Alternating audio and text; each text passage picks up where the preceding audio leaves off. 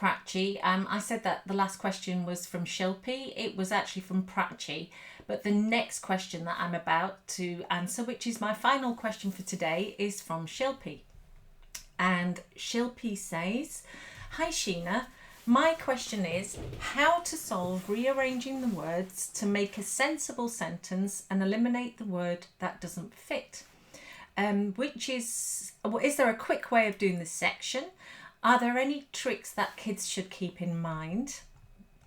So, okay, jumbled sentences, they're tricky. And there are kind of two types of jumbled sentences. That's the one where you just literally rearrange the words, and then there's rearranging the words and eliminating a redundant word, so taking a word out that doesn't fit. So again, what I would say here is lots and lots and lots of practice. We made our own jumbled sentences and we did lots of them, and I'm glad we did, because both my kids CEM had 16 jumbled sentences each, which I think is a lot. So if you're new to this, so if your child's in year 4, write out a sentence on a piece of paper in large words, cut the sentence up, jumble it up, and just get your child to rearrange them. It's a fun way to start and it costs you nothing.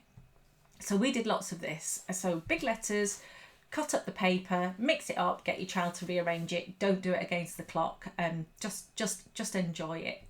And when your child has improved, just write out your own jumbled sentences on a piece of paper, mix them up. If you need to throw in a rogue word, then throw in a rogue word, and your child can just make sure that that's the one that they take out. I would probably do, 10 sentences at a time. If you're worried about writing your own sentences, just take sentences from any of the children's books that they're reading. Feel free to take one from my book and jumble it up.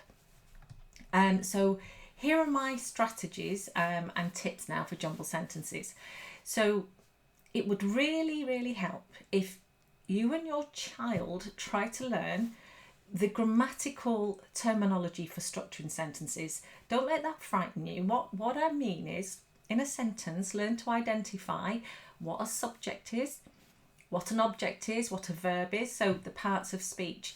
And the reason why I say that is so that when you practice, you can easily communicate and identify what it is you're looking for, instead of saying, that word and that word and that word. So try and learn that. It's really valuable.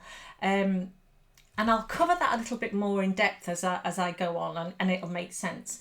But what I would say is, if the answer doesn't jump from the page, don't tell your child to freeze. Obviously, this is at home, and this takes a lot of practice. And I think if you do a lot of practice of jumbled sentences, it will make a huge difference on the day. So at home, child mustn't freeze.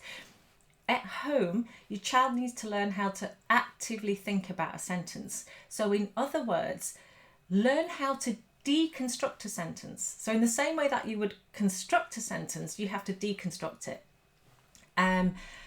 Don't just leave this to the day of the exam, okay? There is a strategy here. If you practice at home, it will really help. So if your jumbled sentence has punctuation, and they don't all have punctuation, but I've seen both, this might be the first thing you want to look at. So is there a capital letter in the sentence? Are there any commas? Are there any possessive apostrophes? As I said, if they have no punctuation, then you can't. But if they do, I would look at it first. Also, capital letters can be proper nouns, of course. So encourage your child to look for the subject of the sentence, because the subject often comes first and followed by a verb. So what is the subject of the sentence doing? I.e. the verb to what? I.e. the object. So look for common nouns, and common nouns are just things that common nouns are concrete nouns. So usually things that you can touch. Abstract nouns are nouns that you can't touch, so the senses, etc. So look for common nouns. Adjectives will often be near them, often before or often just after, not always, but often. So the black dog. So the black is the adjective describing the dog, okay? The white clouds, adjective describing the clouds. Those things may be paired together. So again, look for proper nouns. These would always have capital letters. They may be places or people's names. Now, look for your indefinite and definite articles, because these often come before nouns. So what do I mean by an indefinite article? Well, I just mean a or an.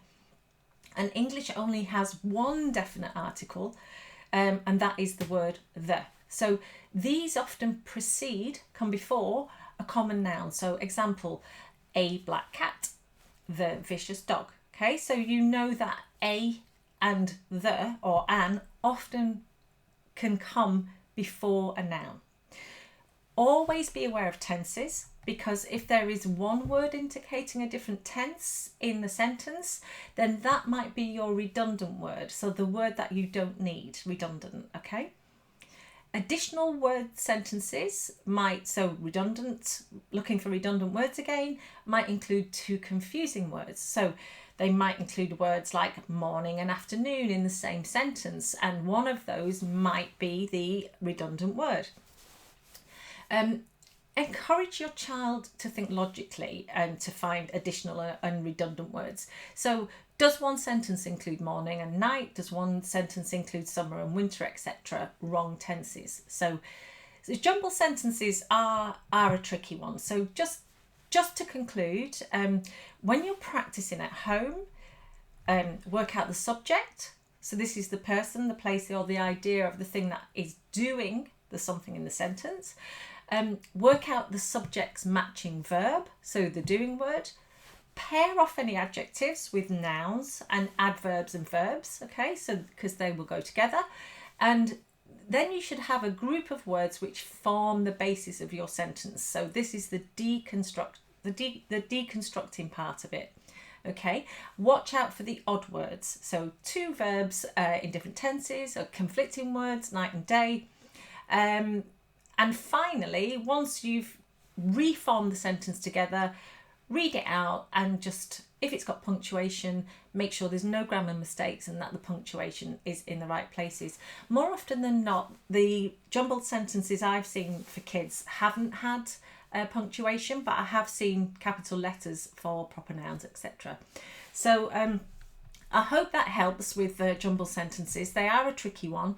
Loads of practice. This concludes today's Q&A. I really hope that you found it helpful, and we will be doing some more.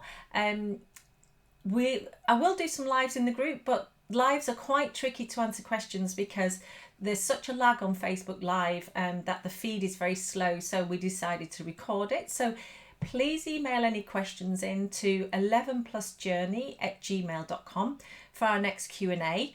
You can ask any questions, because if I can't answer them, then I can always ask another one of our clever admins in the group, because we've got maths specialists and English specialists in the group. And please email them in, and we'll release dates soon. And just want to say a huge thank you to Saba again for asking me to do this, and thank you to all our lovely members for sending in your questions and for being active members of the group. So bye for now. It's S.L.Ager, author of the Cadwallader Quest vocabulary novels, and hope to see you soon. Bye.